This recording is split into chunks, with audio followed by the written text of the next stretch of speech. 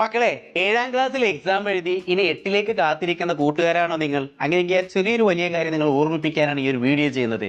നമ്മൾ 7ാം ക്ലാസ്സിലെ ആ ഒരു എക്സാം എന്നൊക്കെ പറഞ്ഞാൽ ഓരോ ആക്ടിവിറ്റിയാണ്. 10 ആക്ടിവിറ്റി എന്നിട്ടൊരു 8 നിങ്ങളോട് എഴുതാം. ഓരോ ആക്ടിവിറ്റിക്ക് 5 മാർക്ക് ആ രൂപത്തിലായിരുന്നു. ഇനി 8ാം ക്ലാസ്സിലെത്തുമ്പോൾ നിങ്ങൾ UP ക്ലാസ് അല്ല, ഹൈസ്കൂൾ ക്ലാസ് ആണ്, വലിയ കുട്ടികളാണ്.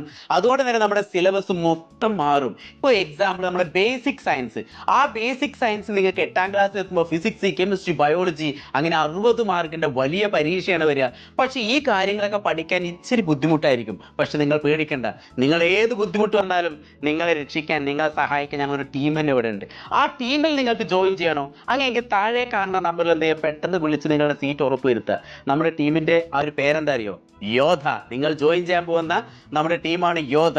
ആ യോധ ബാച്ചിൽ നിങ്ങൾ സീറ്റ് ഉറപ്പിച്ചു കഴിഞ്ഞാൽ വരാനിരിക്കുന്ന പരീക്ഷയ്ക്ക് നമുക്ക് സിമ്പിളായിട്ട് കിട്ടുവായിട്ട് പുളിയായിട്ട് സെറ്റാക്കാം. അങ്ങനെയെങ്കിൽ നമുക്ക് യോധ ബാച്ചിൽ കാണാം. അപ്പോൾ എല്ലാവർക്കും ഓൾ ദി ബെസ്റ്റ്.